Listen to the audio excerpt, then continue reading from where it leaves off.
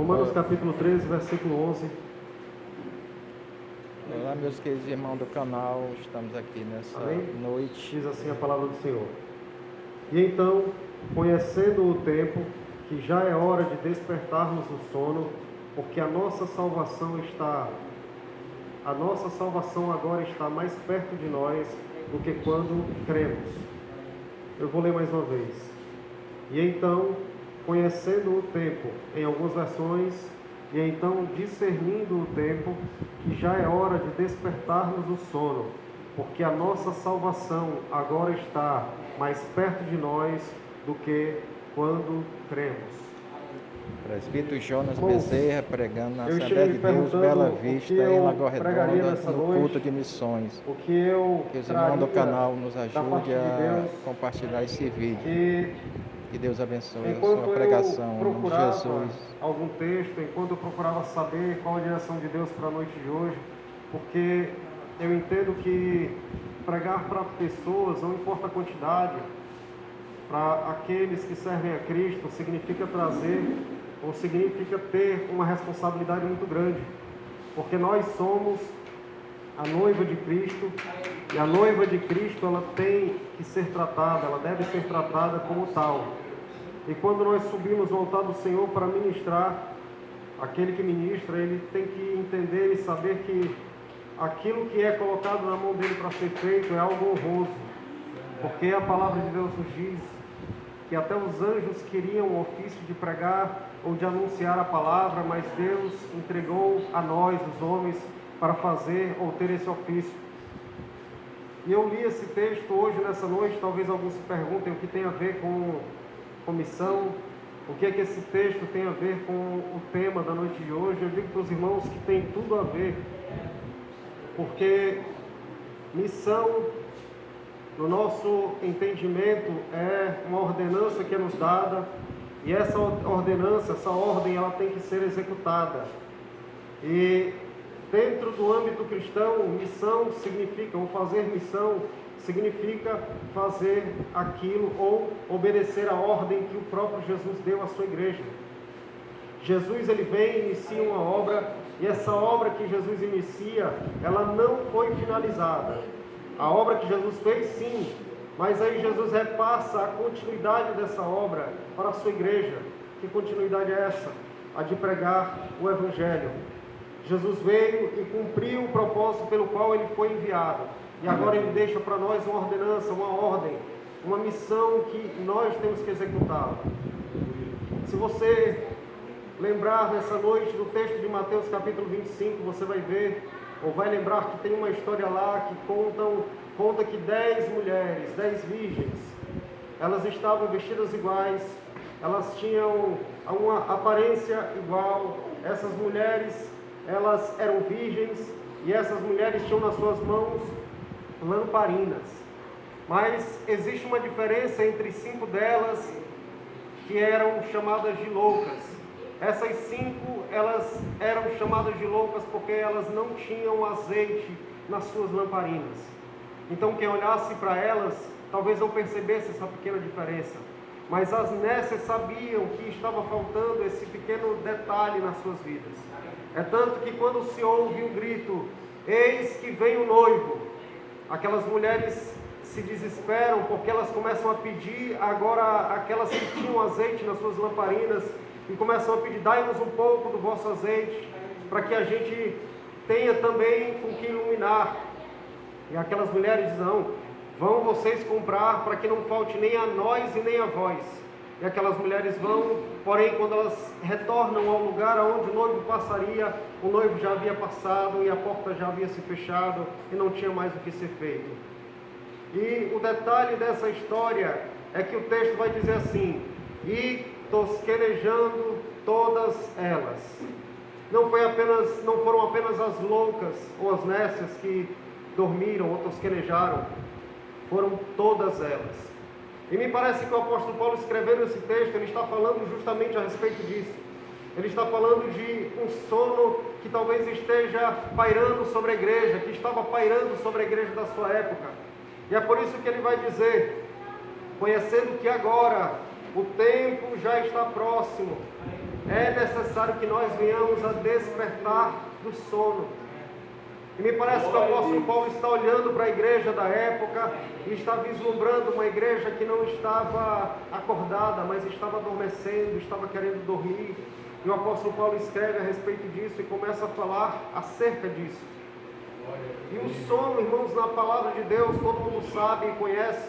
O sono, ele nos dá a entender ou nos mostra que é algo, olhando-se para o lado espiritual, é algo que nos traz prejuízo. Se você lembrar da história de Sansão, todas as vezes que a sua mulher tentava descobrir de onde vinha a sua força, o texto vai dizer que ele estava dormindo.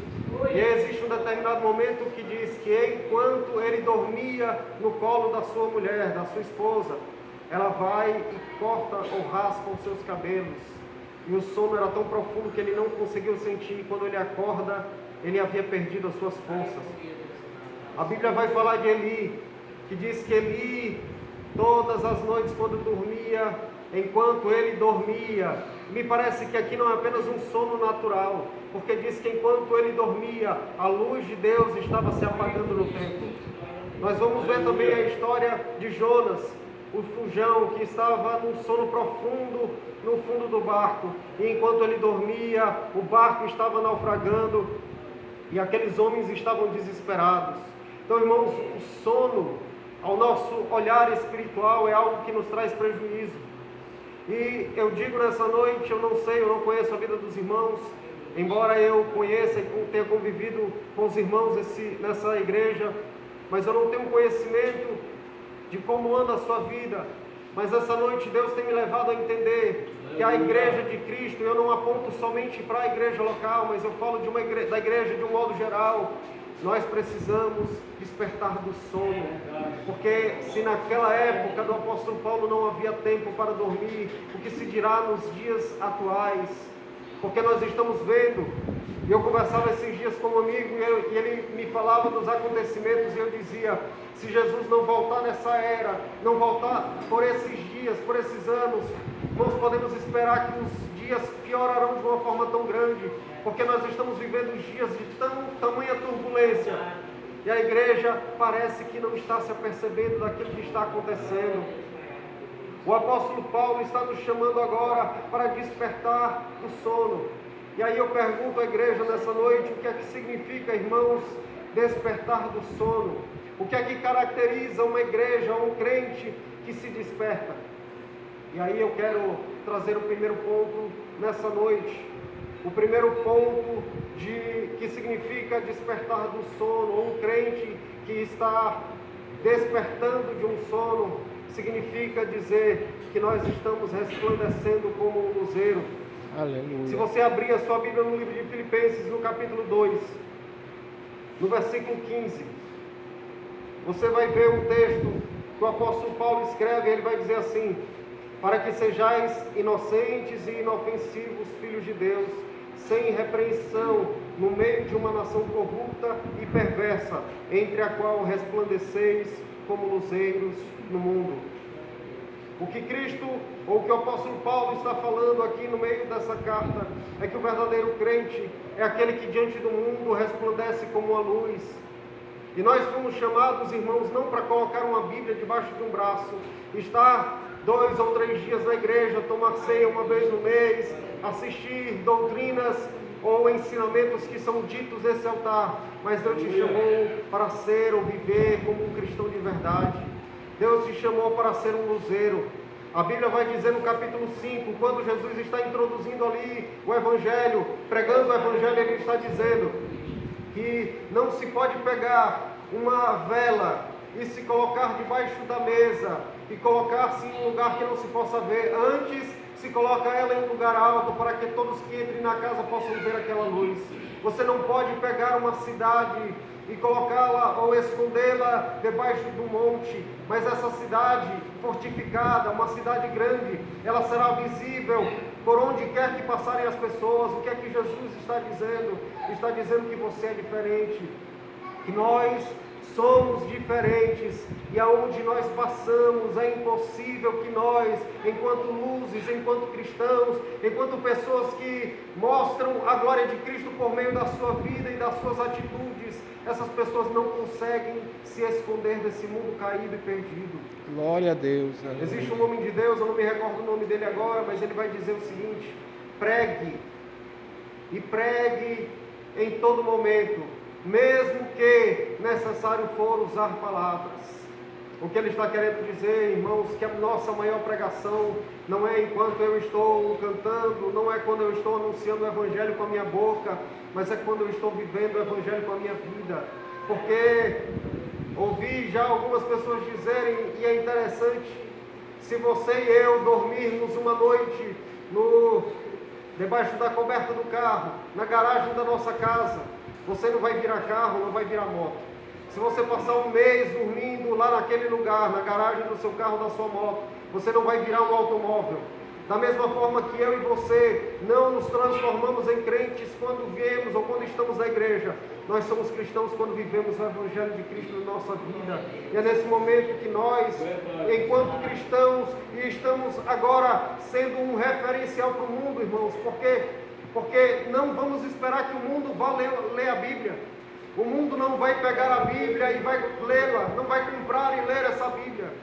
O que o mundo vai olhar e vai fazer é ler a sua vida, vai olhar para você, e dependendo daquilo que você é ou daquilo que você faz, essas pessoas vão olhar para você e vão dizer assim: eu quero ser crente porque fulano de verdade é crente. Ou eles vão dizer: eu não quero ser crente para ser igual fulano, ou para ser igual cicrano, porque a nossa vida, como diz o apóstolo Paulo na sua segunda carta aos Coríntios, capítulo 3, ele vai dizer que nós somos a carta de Deus, escritas não com tinta, mas pelo Espírito Santo, não em pedras, mas na tábua do nosso coração. E essa carta, irmãos, ela está aberta, ela foi escrita por Deus e ela é lida por todos os homens.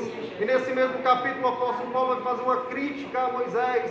Quando Moisés sobe no monte e ele passa 40 dias e ele desce, o seu rosto resplandecia, o seu rosto brilhava, o seu rosto estava ali trazendo uma luz que não era dele, mas era a luz pelo fato dele ter se encontrado com o próprio Deus. E aí aqueles homens olham para Moisés e sentem medo. Moisés coloca agora um véu que cobre o seu rosto, e esse véu que cobre o seu rosto vai mostrar que tinha por trás dele uma luz. Mas o apóstolo Paulo vai nos revelar que a luz estava se acabando no decorrer dos dias. E aí Moisés, mesmo sabendo que a luz já tinha se acabado, ele permanece com o véu no rosto, para demonstrar, irmãos, que ele ainda tinha luz na sua face. E aí esse detalhe que Paulo ele declara, e ele vai agora apontar como algo errado que Moisés fez. Ele vai dizer: nós não somos como Moisés, que permaneceu com o véu na sua face, tentando encobrir a glória daquilo que já se esvaía. Irmãos, nós não podemos permitir que a glória de Deus, a luz ou o brilho de Cristo, ele venha sumir da nossa face e do nosso rosto. Eu e você precisamos, como um espelho descoberto, como diz o apóstolo Paulo, agora resplandecer como luzeiros desse mundo, trazendo com que, ou fazendo com que a luz de Cristo resplandeça em nossa face. Porque o mundo vai olhar para mim e para você como um referencial desse mundo, como lâmpadas de Deus. Zacarias capítulo 4, a Bíblia vai nos mostrar, o profeta vai nos mostrar que ele tem uma visão de Deus, de lamparinas, ou de castiçal. E esse castiçal, no livro de Zacarias, no capítulo 4, lá no versículo 2, ele vai dizer o seguinte: e disse-me: o que vês? E eu disse: olhei, eis que vejo um castiçal todo de ouro, com um vaso no seu topo, e com 7 lâmpadas sobre ele, e 7 canudos para as 7 lâmpadas que estão no seu topo. E 2 oliveiras junto a ele, uma do lado direito do vaso e outra do lado esquerdo. Essa visão do capítulo 4 é uma visão que corrobora para a mesma visão que João ele teve no capítulo 1, lá no versículo 12 de Apocalipse, quando ele vai dizer assim: após alguém falar com ele e ele ter medo, porque ele escutou a voz como voz de muitas águas. E ele vai dizer que ele, olhando ou voltando-se para ver quem falava comigo, versículo 12: eis que eu vejo um homem, um semelhante ao Filho do Homem. E ele tinha a sua cabeça e os seus cabelos como brancos como a lã branca, os seus pés como latão reluzente. Ele estava cingido à altura do peito com um cinto de ouro. A sua voz era como voz de muitas águas. Na sua mão ele tinha 7 estrelas, da sua boca saía a espada afiada de 2 gumes, e os seus olhos eram como chamas de fogo. E ele disse que quando viu aquilo, ele caiu como morto no chão. E Deus, o próprio Jesus, a qual estava se revelando para ele, toca no seu ombro e vai dizer: não temas, meu filho, porque eu sou aquele que estive morto, mas eu estou vivo. Tenho na minha mão a chave da morte e do inferno. Vamos encerrar esse estava revelando para ele, pedindo aos irmãos no que versículo compartilhem seguinte, dizendo, e vamos gravar a dizendo segunda acerca parte no dos próximo vídeo. castiçais, que aqueles Ok? castiçais Que Deus eram, na abençoe verdade, meus as queridos 7 irmãos, em nome de igrejas da Jesus. Ásia. E quando nós estudamos acerca disso, nós vamos entender que aquelas igrejas representam